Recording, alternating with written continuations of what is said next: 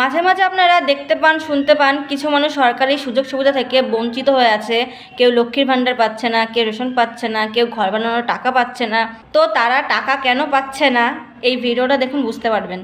প্রধানমন্ত্রী আবাস যোজনার বাড়ি ফাড়ি পেয়েছেন, তারপরে ভোটার কার্ড বানিয়েছে, সেখানে তো জিয়াদ আলী দফাদারকে বাবা বানিয়েছে।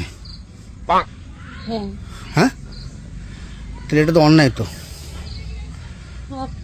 তখন হচ্ছে তোমার বুঝতে পারিনি, করে ফেলেছিলাম। মাহবুবদার বাংলাদেশে বাড়ি কোথায়? ডুমুরিয়া। বাংলাদেশের ডুমুরিয়াতে বাড়ি।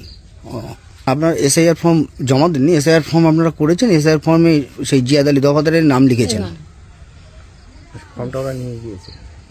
ওই জমা দেয়নি, জমা দেবো মনে করেছিলাম, তা গন্ডগোল হচ্ছে বলে আর জমা দেয়। বাংলাদেশ থেকে ভারতের পশ্চিমবঙ্গে এসে এরা থাকছে, আমাদের ট্যাক্সের টাকায় এরা রেশন পাচ্ছে, লক্ষ্মীর ভাণ্ডার পাচ্ছে, সমস্ত রকম সুযোগ সুবিধা পাচ্ছে, এদের ছেলেমেয়েকে স্কুলে পড়াচ্ছে, এমনকি আবাস যোজনার ঘরও পাচ্ছে। আর এইদিকে আমাদের ভারতের, আমাদের পশ্চিমবঙ্গের অনেক পরিবার আছে যারা এই সমস্ত সরকারি সুযোগ সুবিধা থেকে এখনও পর্যন্ত বঞ্চিত, যাদের ঘর বাড়ি দেখলে আপনাদের মাথায় কাজ করবে না যে তারা কিভাবে, কি পরিস্থিতির মধ্যে থাকে।